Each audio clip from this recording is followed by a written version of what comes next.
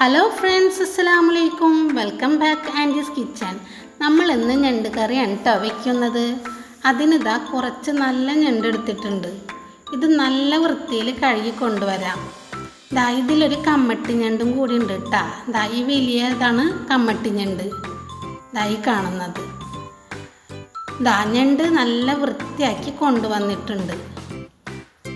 ഈ ഓറഞ്ച് നിറത്തിൽ കാണുന്നതൊക്കെയാണ് ഞണ്ടിൻ്റെ പൊന്ന് എന്ന് പറയുന്നത് കേട്ടോ.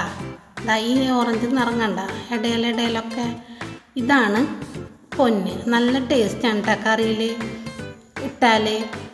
ഇനി നേരത്തെ നമ്മൾ അരമുറി തേങ്ങ, 1/2 ടീസ്പൂൺ മഞ്ഞൾപ്പൊടി, 2 ടീസ്പൂൺ മുളക് പൊടി, 1 ടീസ്പൂൺ മല്ലിപ്പൊടി ഇത് ജാറിലിട്ട് അടിച്ച് വെച്ചത് ഒരു പാനിലേക്ക് ഒഴിച്ചു കൊടുക്കാം. ഇനി ഇതിലേക്ക് പച്ചമുളക്, സവാള, തക്കാളി, കറിവേപ്പില, മാങ്ങ ഇതിലേക്ക് ഇട്ട് കൊടുക്കാം. ഇത് ഈ മസാലയിലേക്ക് ഇട്ട് കൊടുത്ത് പിന്നെ ആവശ്യത്തിന് ഉപ്പ്, 1 ടീസ്പൂൺ ഉപ്പിട്ട് കൊടുത്താൽ മതി. കാരണം ഞണ്ടിൽ ഉപ്പുണ്ടാവുമല്ലോ. ഇനി കൂടെ കുറേ ചെയ്താൽ നമുക്ക് പിന്നീട് ഇട്ട് കൊടുത്താൽ മതി. ഇനി ഇതിലേക്ക് നമ്മൾ ഞണ്ട് നന്നാക്കിയത് ഇട്ട് കൊടുക്കാം. ഇനി തിളപ്പിക്കാം. കറി ഒന്ന് തിളച്ച് വൃത്തിയാക്കിയ ഞണ്ട് ഇട്ട് കൊടുക്കാം. തിളച്ച് നല്ല മണം വരുന്നുണ്ട് കേട്ടോ. കറി പാകത്തിന് വറ്റിയാൽ പിന്നെ നമുക്ക് കറി സെറ്റായി എന്ന് വിചാരിക്കാം. കണ്ട കറിയൊക്കെ നല്ല പാകത്തിന് വറ്റിയിട്ടുണ്ട്. നല്ല കട്ടി ആവണ വരെ വേണം നമ്മൾ തിളപ്പിക്കാൻ. കട്ടി എപ്പോഴും കറി പാകത്തിന് കട്ടി വേണം. അധികം വെള്ളമായി കഴിഞ്ഞാൽ കറിയുടെ ടേസ്റ്റ് പോകും.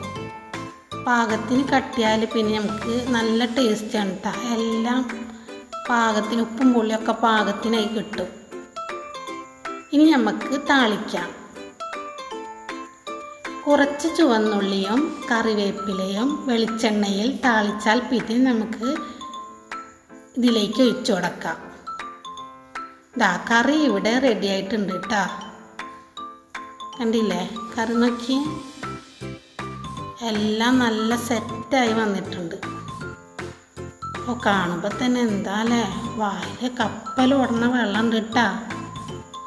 ഇനി നമുക്ക് ചൂട് ചോറിനോടൊപ്പം പപ്പടം കുഴച്ച് കഴിക്കാൻ അടിപൊളി ടേസ്റ്റാണ് കേട്ടോ. അപ്പോൾ സൂപ്പർ ടേസ്റ്റുള്ള ഞണ്ട് കറി ഇവിടെ റെഡി ആയിട്ടുണ്ട്. നിങ്ങൾ ട്രൈ ചെയ്ത് കമൻറ്റ് ചെയ്യണേ. ഈ വീഡിയോ ഇഷ്ടമായാൽ ലൈക്ക് ചെയ്യുക, സബ്സ്ക്രൈബ് ചെയ്യുക, ഷെയറും ചെയ്യുക. Thank you friends. അസ്സലാമു അലൈക്കും.